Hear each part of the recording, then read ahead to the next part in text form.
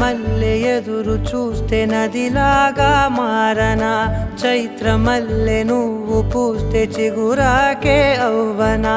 నన్నే వరించే యువరాజును అంట నీ యువ